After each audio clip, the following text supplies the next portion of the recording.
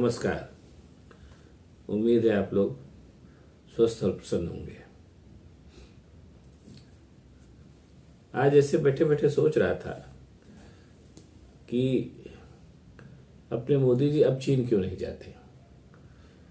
ये एक ऐसा सवाल है जो मेरे दिमाग को बहुत मत्ता रहता है और मैं सोचा कि आज आपसे इसी विषय पर बात की जाए। जब जैसा कहा जाता है, क्योंकि भारत सरकार ने आधिकारिक रूप से इस बात को माना नहीं है कि जब चीन ने अब की दोबारा आक्रमण किया और कई चौकियां तक आगे चला आया और कुछ ज़मीन भी उसने कब्जा कर ली, जैसा कहा जाता है। मैं फिर कह रहा हूँ, भारत सरकार इसको नहीं मानती है। उसके बाद से अपने मोदी जी चीन नहीं गए।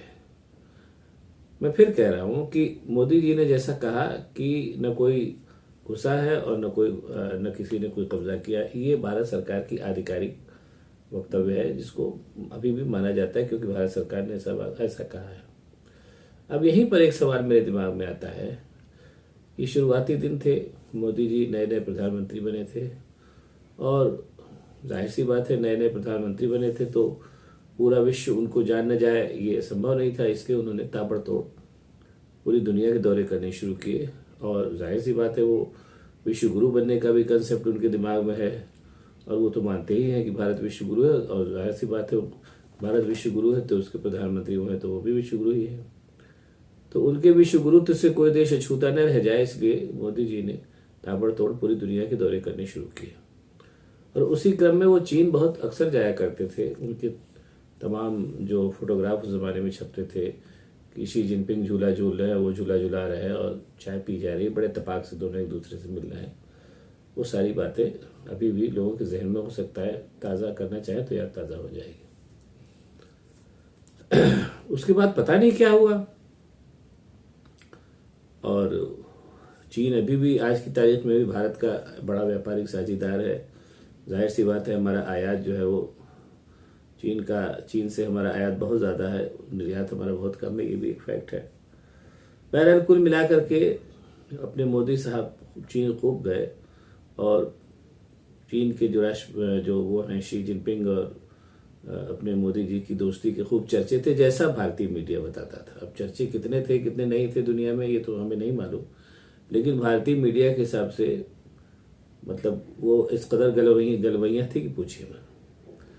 अब वही बात में, जैसे मैंने कहा कि मेरी फिर नहीं समझ में आती कि फिर आखिरकार ऐसा क्या हुआ कि चीन ने भारत पे आक्रमण कर दिया। अब मैं फिर कह रहा हूँ कि ऐसा दुनिया कह रही है, ऐसा कांग्रेस कह रही है, ऐसा और दूसरी विपक्षी पार्टियां कह रही हैं। भारत सरकार के हिसाब से चीन जो था उसने कुछ नहीं किया और सब कुछ ठीक ठाक है।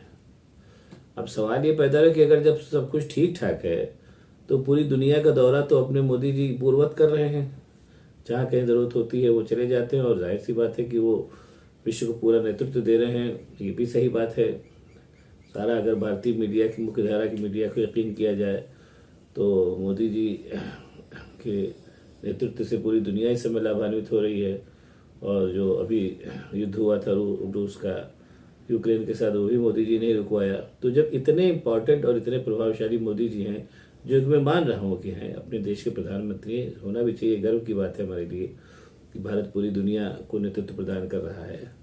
ऐसे में भारत अब चीन की तरफ जा करके वहाँ क्यों नहीं नेतृत्व प्रदान कर रहा है, ये अपने आप में बड़ी चिंता और खोज का विषय होना चाहिए कि वो मोदी जी जिनके नेतृत्व का डंका पूरी दुनिया में बज रहा है और एक ज़माने में चीन में भी बजता था और चीन भी उनके नेतृत्व से बहुत कुछ अपने आप को लाभान्वित करा रहा था। जाहिर सी बात है, बार बार वहाँ जा रहे थे, कुल 7 बार गए थे, तो चीन को बहुत कुछ लाभ ही होगा ऐसा करिश्माई नेतृत्व। और नेता अगर 7 बार चीन में जा चुका है तो उससे चीन को न लाभ हुआ, ये तो मानने का कोई कारण नहीं बनता है।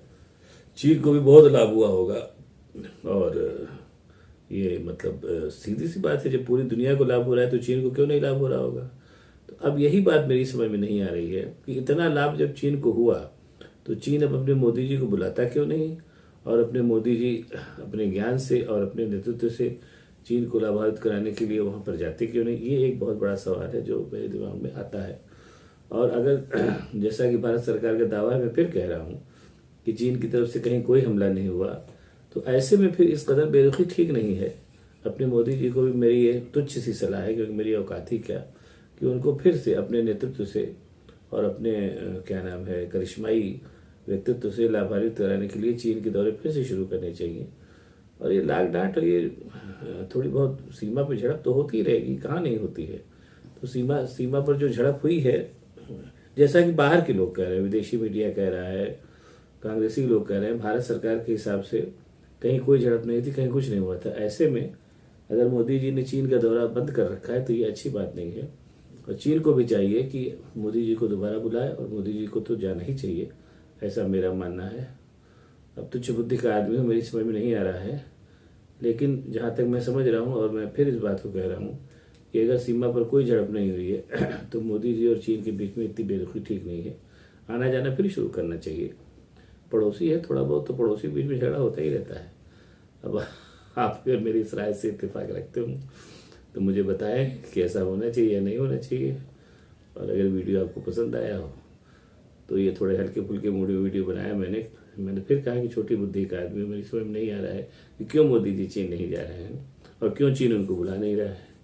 ऐसे में अगर ये वीडियो आपको पसंद आया हो तो इसको लाइक करिए, शेयर करिए, सब्सक्राइब करिए मेरे चैनल को, ताकि मैं और भी इस तरीके की बातें आपको बताऊं। बहुत बहुत धन्यवाद, नमस्कार।